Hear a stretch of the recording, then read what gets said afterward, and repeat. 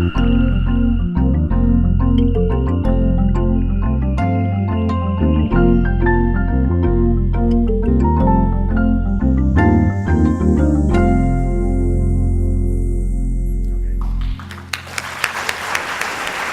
like to move on now and introduce Dr. Dan Lee, who's from City of Hope.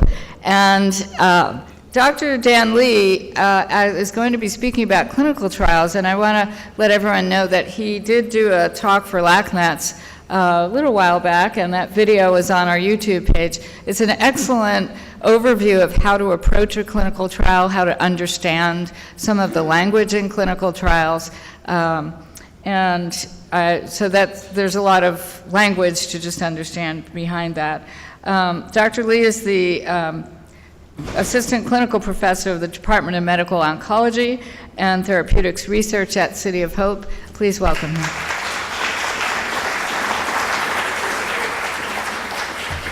Thanks everyone for coming to City of Hope. I want to thank Giovanna as well for giving us the opportunity to host the LACNETS annual conference this year.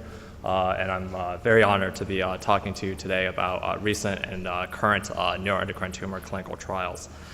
So I think for my presentation overview, how I really want to do it is give you a brief description of clinical trials background in terms of the overall process, some of the terminology that you will hear to understand clinical trials, and a little bit basic statistics of understanding the statistics, as you've been seeing a lot of different graphs, different representations by some of the earlier speakers already, as well as by future speakers. So you have to have a little bit of idea, and as Giovanna mentioned, I have a more lengthy video online on the LACNETS website. And then we'll move into some select recent and current neuroendocrine clinical trials. I obviously cannot within 15 minutes cover all of the clinical trials that are available. I think this is a very exciting time for neuroendocrine tumor patients because we have a lot of new novel therapies that are on the way. So I've chosen an example in each of the main areas that we focus as medical oncologists, such as targeted therapy for neuroendocrine tumors, and then the role of chemotherapy, particularly in pancreas neuroendocrine tumors, as chemotherapy hasn't been necessarily as effective for GI carcinoid tumors. And then finally, look forward towards the role of immunotherapy for this disease, as that's a very hot topic right now. So a little bit basics in terms of understanding the clinical trial process. So whenever I see patients in my clinic, they often ask, what type of clinical trial are you offering me? Is it a phase 1 study, a phase 2 study, or a phase 3 study? So in general, a phase 1 study is really focusing on the safety evaluation, looking at drug absorption, distribution, and metabolism.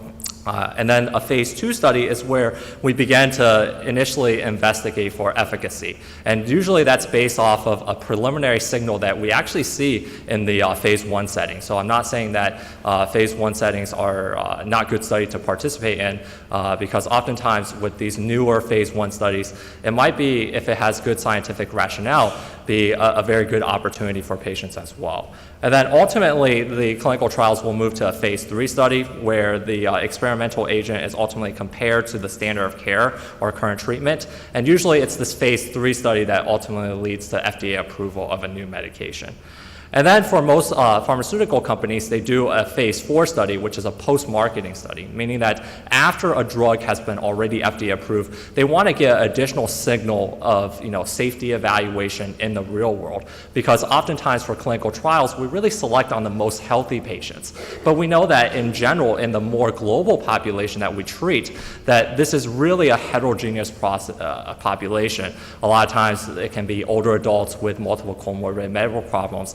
And we really need to understand whether or not these drugs are not only efficacious, but that at the end of the day, they are safe to take going forward. So what are some of the key clinical trial endpoints? So overall survival, which is defined as the percentage of patients living at a defined period of time, is really the gold standard. It is often reported as a 5-year survival rate on most papers that you will read about clinical trials. I do caution that it is often difficult for first-line therapies to show a potential overall survival benefit, particularly in phase 2 clinical trials, because oftentimes if you're taking that as first-line therapy, you tend to take other therapies down the road that can ultimately impact your survival. So besides overall survival, what we often use is progression-free survival, which is the percentage of patients who continue to live with a disease that is stable or better. So why is progression-free survival important? Well, progression is often symptomatic. And if you can actually control the symptoms and control the progression of disease, even if there's not necessarily an overall survival benefit, that's important because that's going to ultimately impact your quality of life. In addition, it's not affected by crossover. So what I mean by that is that if I take a new drug and I ultimately progress on that, and later on I have to take another drug as my second line of treatment, it's not going to impact this endpoint. So it's really more specific to the time of progression. And then finally, one of the other key clinical trial endpoints is quality of life.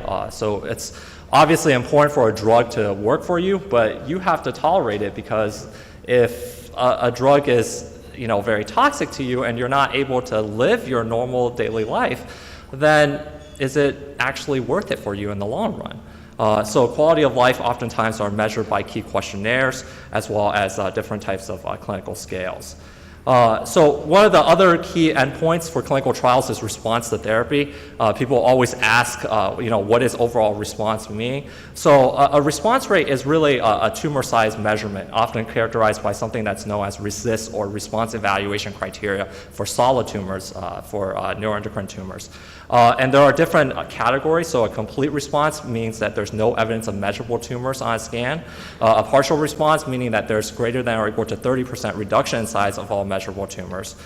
Stable disease, meaning that someone is not fitting in the category of either a partial response or progressive disease, which I will show you in the next line. Progressive disease defined as greater than 20% increase in the size of tumors.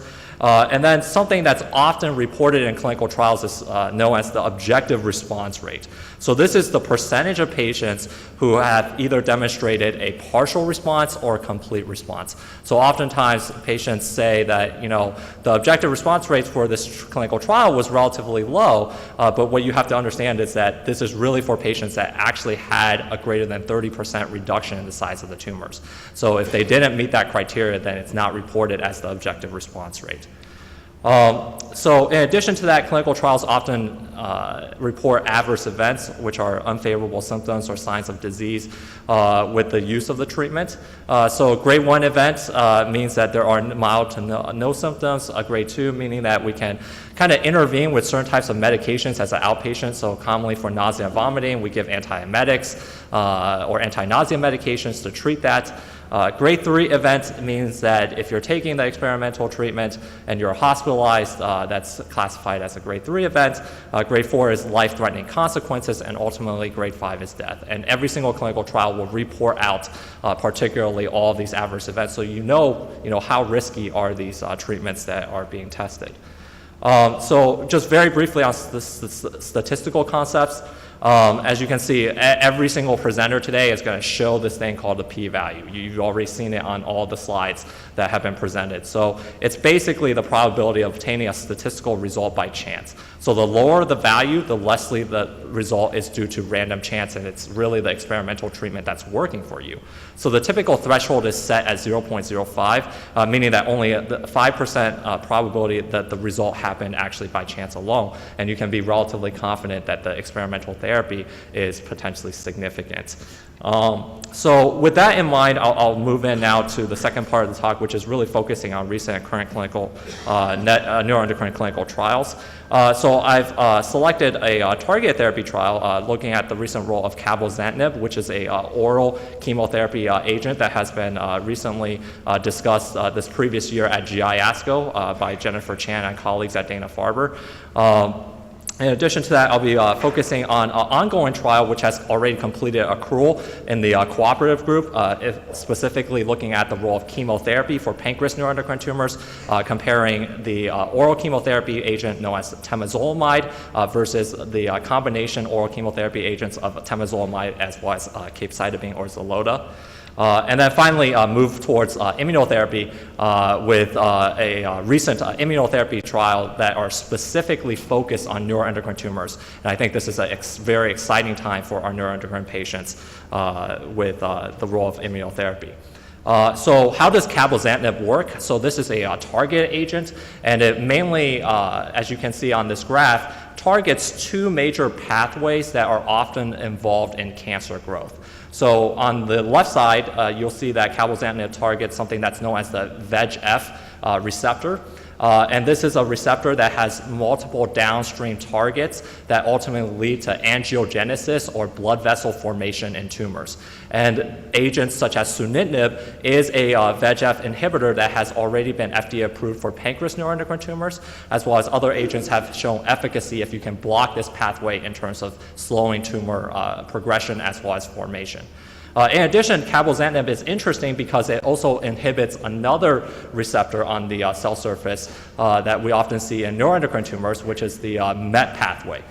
So the MET pathway is often involved in cell survival, migration, invasion, as well as proliferation. And as a result of that, that's very important.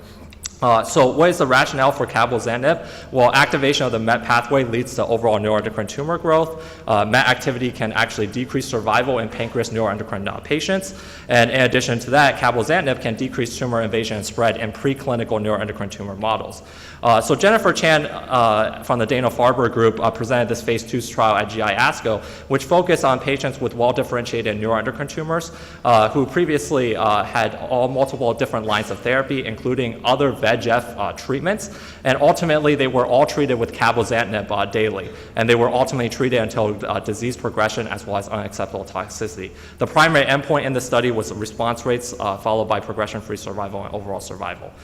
So they had multiple patients that were involved, including pancreas neuroendocrine tumor patients, as well as carcinoid patients, meaning well-differentiated neuroendocrine tumors. And they had a wide variety, ranging from predominantly small intestine carcinoid tumors, but also lung neuroendocrine tumors, rectum, thymus, etc.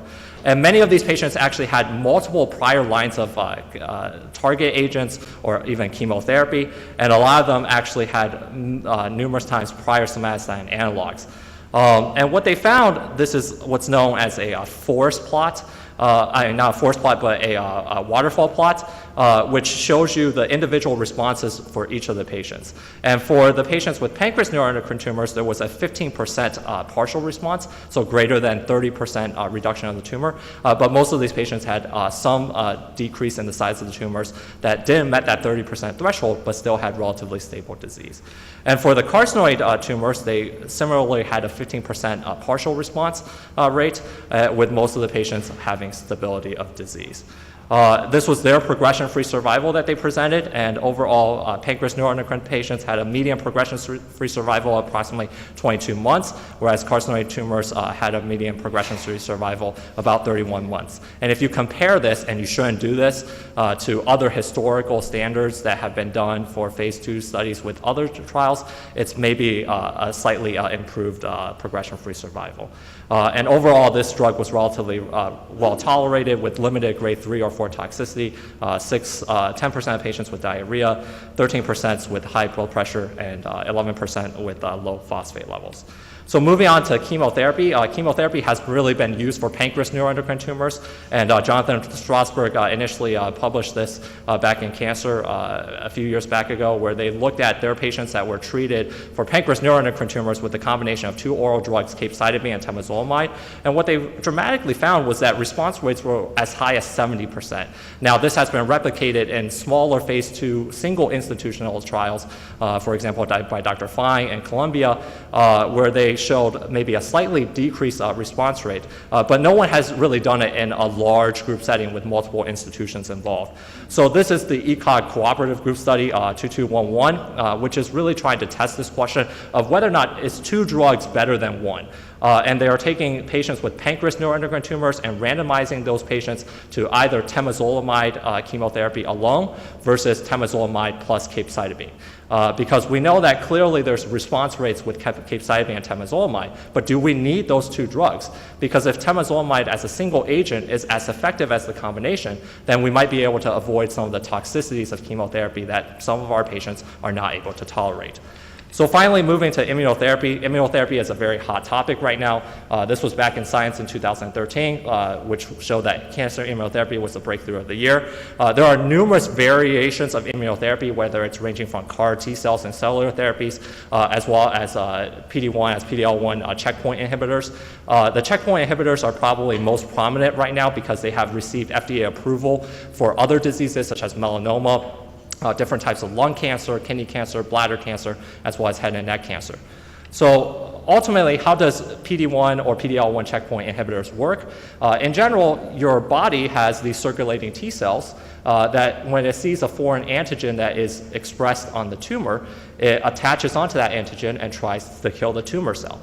However, the tumor cell gets smart and they express another protein known as PD-L1, and that PD-L1 protein can attach onto the PD-1 receptor on the T cell, and as a result, that leads to the downregulation of the T cell.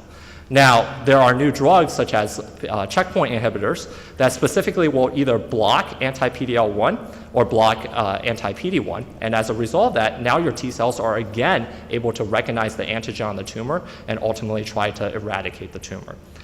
So PDR-001 is a PD-1 immune checkpoint inhibitor that's undergoing investigation as a phase 2 study, multi-center study, specifically focused on neuroendocrine tumors.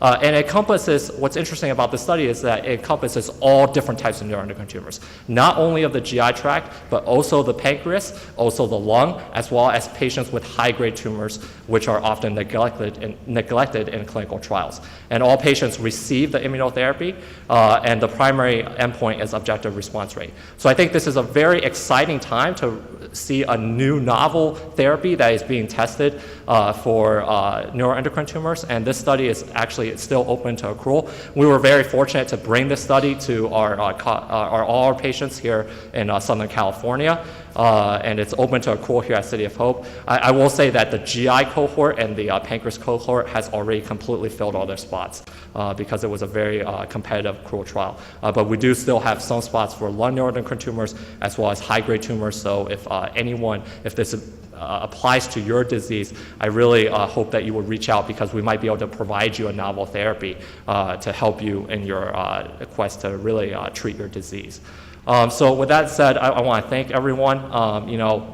I really use this picture to say that we are really going as a group in order to meet the resilience, and I would just want to say that there are truly bright days ahead of us because we have a lot of novel therapies that we're really trying to bring here to all of our Los Angeles patients as well as global wide to really make a difference in this disease. Thank you so much.